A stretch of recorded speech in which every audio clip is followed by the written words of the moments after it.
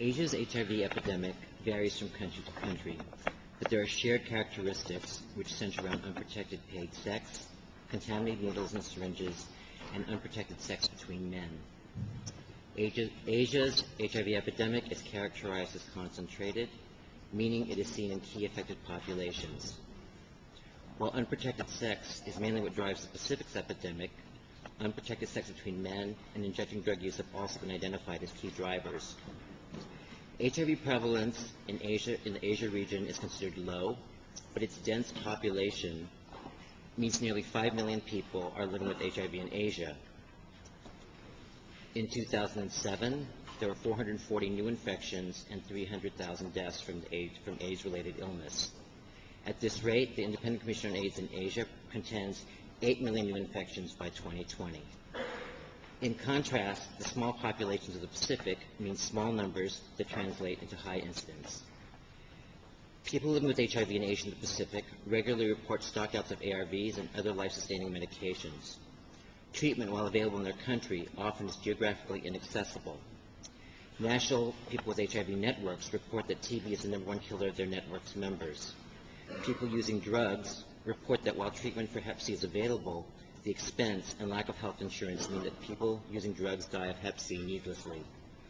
Discriminatory laws, religious, social, and even what is considered best practice on paper create debilitating stigma and discrimination that undermine these key affected populations' ability to protect their health and well-being. Such an example are laws that do not allow selling or buying of sex, operating sex businesses, and many trafficking measures which prevent male, female, and transgender sex workers from accessing safe places to work, health and social services, and benefiting from legal and civil protections and access to justice. Sex workers who do not comply with the requirements of the 100% condom use program and are discovered to be infected with HIV or an STI usually face severe consequences, such as being dismissed from brothels, therefore depriving them of income and health care. 100% condom programming continues to be used as a justification for the state to police and arrest sex workers and to justify compulsory testing. Condom programming needs to shift from 100% condom use to the 100% condom access at country level. In other parts of Asia and the Pacific, religious and cultural barriers prevent the distribution of condoms, and effective evidence-based prevention programs like harm reduction and peer educators to access key affected youth, people living with HIV, people using drugs, sex workers, migrants, and men having sex with men.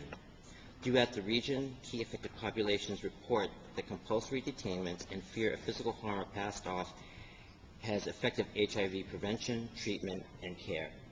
To be effective, services targeting key affected populations must be based in the reality of their lives.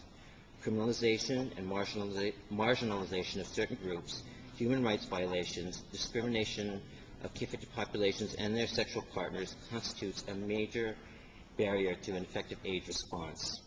Transformative leadership at all levels is required to effectively address the challenges posed by concentrated epidemics and achieve the stated goals of universal access as well as the MDGs.